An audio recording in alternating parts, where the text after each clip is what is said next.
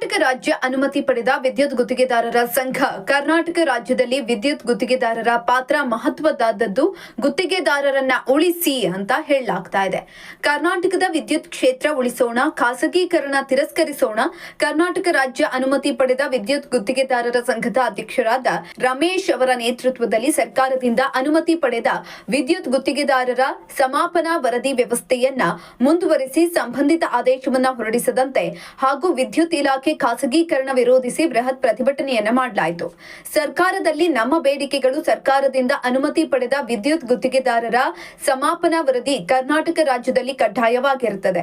ಇತರ ರಾಜ್ಯಗಳಲ್ಲಿ ಕಡ್ಡಾಯವಾಗಿರುವುದಿಲ್ಲವನ್ನು ಹೋಲಿಸಿ ನಮ್ಮ ರಾಜ್ಯದಲ್ಲಿ ಬೇರೆ ರಾಜ್ಯದ ಮಾದರಿಯನ್ನ ಅಳವಡಿಸಿಕೊಳ್ಳುವಂತೆ ಸರ್ಕಾರದಲ್ಲಿ 150 ಕಿಲೋವ್ಯಾಟ್ ವರೆಗೂ ಗುತ್ತಿಗೆದಾರರು ಬೇಡ ಎಂಬ ಪ್ರಸ್ತಾವನೆಯಲ್ಲಿರುವಂತಹ ವಿಷಯವನ್ನ ಕೈಬಿಡುವಂತೆ ಆಗ್ರಹಿಸಿದ್ರು.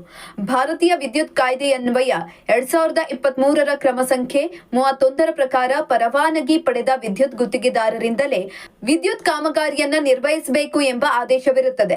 ಉತ್ತಮ ಗುಣಮಟ್ಟದವನ್ನು ಮುಂದುವರಿಸಬೇಕು. ಸುರಕ್ಷತೆಯ ಕಾಮಗಾರಿಗಾಗಿ ಈ ಆದೇಶವನ್ನ ಘನ ರಾಜ್ಯ ಸರ್ಕಾರ ಹೊರಡಿಸಿದೆ.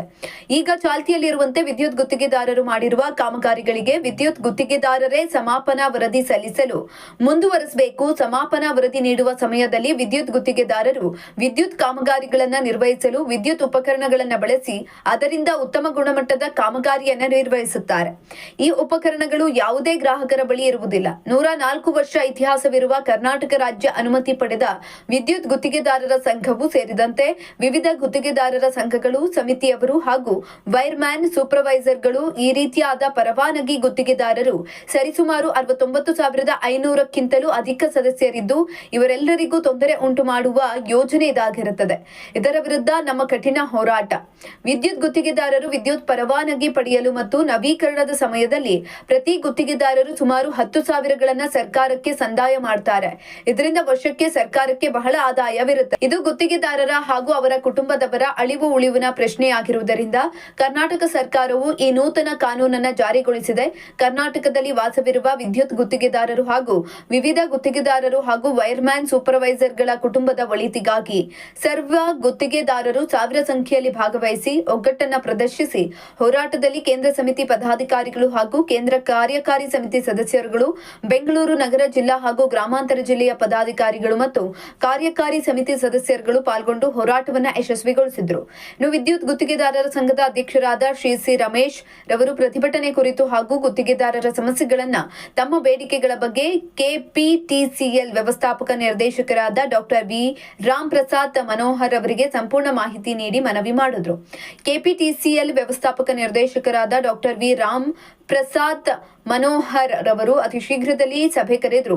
ನಿಮ್ಮ ಸಮಸ್ಯೆಯನ್ನ ಬಗೆಹರಿಸುವುದಾಗಿ ಹೇಳಿ ಮನವಿ ಪತ್ರವನ್ನ ಸ್ವೀಕರಿಸಿದ್ರು. ನಾವು ನೆಲಮಂಗಲ ತಾಲೂಕಿಂದ ಹೊಂದಿರತಕ್ಕಂಥ ಎಲ್ಲ ಗುತ್ತಿಗೆದಾರರುಗಳು ಏನಿವತ್ತು ಇಲ್ಲಿ ನಡೆದಿರತಕ್ಕಂಥ ಒಂದು ನಮ್ಮ ಗುತ್ತಿಗೆದಾರರ ಒಂದು ಶಕ್ತಿ ಪ್ರದರ್ಶನ ಸರ್ಕಾರ ಮಾಡ್ತಿರ್ತಕ್ಕಂಥ ಯಾವುದೇ ಖಾಸಗೀಕರಣ ವಿರುದ್ಧವಾಗಿ ಏನ್ ನಮ್ಮ KSLC ಒಂದು ಸಂಘದ ವತಿಯಿಂದ ಒಂದು ಶಕ್ತಿ ಪ್ರದರ್ಶನ ಮಾಡ್ತೀವಿ. ಇದು ಸರ್ಕಾರಕ್ಕೆ ಒಂದು ಎಚ್ಚರಿಕೆ ಗಂಟೆ ಅಂತ ಹೇಳಕ್ ಇಷ್ಟಪಡ್ತೀನಿ ನಾನು. ಏನಕ್ಕೆ ಅಂದ್ರೆ ನಾವು 104 ವರ್ಷ ಇತಿಹಾಸ ಇರುವಂತ ಸಂಘ ನಮ್ದು. ಆದ್ರೆ ಇವರು ಯಾವುದೋ ಒಂದು ಷಡ್ಯಂತ್ರಕ್ಕೆ ಬಲಿಯಾಗಿ ಯಾವುದೋ ಖಾಸಗೀಕರಣಕ್ಕೆ ಸಂಖ್ಯೆಗೆ ಬಲಿಯಾಗಿ ಒಂದು 104 ವರ್ಷ ಇರ್ತಕ್ಕಂಥ ಇತಿಹಾಸ ಇರೋ ಸಂಘನ ಮುಳುಗಿಸಿಕೊಟ್ಟಿರುವಂತ ಒಂದು ಸರ್ಕಾರಕ್ಕೆ ನಾವು ಎಚ್ಚರಿಕೆ ಗಂಟೆ ಕೊಡಕ್ಕೆ ಇಷ್ಟಪಡ್ತೇವೆ. ಏನಾಗಿದೆ ಅಂದ್ರೆ ಈಗ ಒಂದು ಖಾಸಗಿ ಕಂಪನಿ ಬಂದ ನಮ್ಮ ರೈತರಿಗಿರ್ಬೋದು, ವಿದ್ಯುತ್ ಗುತ್ತಿಗೆದಾರ ಇರ್ಬೋದು, ಎಂಪ್ಲಾಯಿಗಳಿರ್ಬೋದು, ಮತ್ತೆ ಎಲ್ಲ ರೈತಾಪಿ ವರ್ಗಕ್ಕೆ ಮೋಟ್ರಿಗಿರ್ಬೋದು ಎಲ್ಲರಿಗೂ ಒಂದು ತುಂಬಾ ಸಮಸ್ಯೆ ಆಗ್ತದೆ. ಆದ್ರಿಂದ ನಾವ್ ಹೇಳೋದಿಷ್ಟೇ ಒಂದೇ ಮಾತು, ಸರ್ಕಾರ ಇದ್ರ ಬಗ್ಗೆ ಗಮನ ಹರಿಸಿ ಏನ್ ಈ ಟಾಟಾ ಕಂಪನಿ ಕೊಡ್ಬೇಕಂತ ಹೊರಟಿರೋದನ್ನ ದಯವಿಟ್ಟು ಕೂಡಲೇ ಏನು ಹೊಸದಾಗಿ ನಮ್ಮ CM ಆಗಿದೆ DK ಶಿವಕುಮಾರ್ ಗಮನಕ್ಕೆ ಹೋಗಿದೆ. ಇದು ನಾಳೆ ಬೆಸ್ಕಾಂ ಇಂದನೂ ಅದ್ರ ಬಗ್ಗೆ ಪುರ ಸಮಾವೇಶ ಇದೆ. ನಾನೇ ಗೊತ್ತಿರೋ ಮಾಹಿತಿ ಪ್ರಕಾರ CM DK ಶಿವಕುಮಾರ್ ಒಂದು ಪಾಸಿಟಿವ್ ನ್ಯೂಸ್ ಕೊಡ್ಬೋದು ಅಂತ ನಾನು ಅನ್ಕೊಂಡಿದ್ದು. ನಾವೇನಾದ್ರೂ ವೃತ್ತಿಕ ಫಲಿತಾಂಶ ಬಂದ್ರೆ ನಾವು ರಾಜ್ಯ ವ್ಯಾಪಿ ಹೋರಾಟ ಮಾಡಿ ನಮ್ಮ ಗುತ್ತಿಗೆದಾರರ ಶಕ್ತಿ ಪ್ರದರ್ಶನ ಏನಂತ ನಾವು ಈ ಸರ್ಕಾರಕ್ಕೆ ತೋರಿಸ್ಕೊಡ್ಬೇಕಾಗ್ತದೆ. ಯಾಕಂದ್ರೆ ಇವರು ಮಾಡಬೇಕಂತ ಹೊರಟಿರೋಂಥ ಕೆಲಸ ನಮ್ಗೆ ಮರಣ ಶಾಸನ.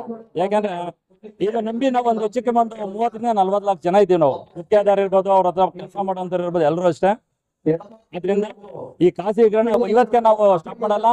ಪ್ರತಿ ಹಂತದಲ್ಲೂ ಹೋರಾಟ ಮಾಡಿ ನಮ್ಮ ಗುತ್ತಿಗೆದಾರರು, ರೈತ ಪರ ಸಂಘಟನೆಗಳು ಮತ್ತೆ ನಮ್ಮ ವಿದ್ಯುತ್ ಕಾರ್ಮಿಕರು ಎಲ್ಲ ಸೇರಿ ನಾವು ವಿಧಾನಸೌಧದಲ್ಲಿ 3ನೇ ಮಾಡಿಗೆ ನಮ್ಮ ಶಕ್ತಿ ಏನು ಅಂತ ನಾವು ಹಿಂದಿನಿಂದ ತೋರ್ಸಕ್ಕೆ ನಾವು ಇಷ್ಟಪಡ್ತೀವಿ ಅಂತ ಹೇಳಿ ಈ ಸಂದರ್ಭದಲ್ಲಿ ನಾನು ಹೇಳಕ್ ಇಷ್ಟಪಡ್ತೀನಿ.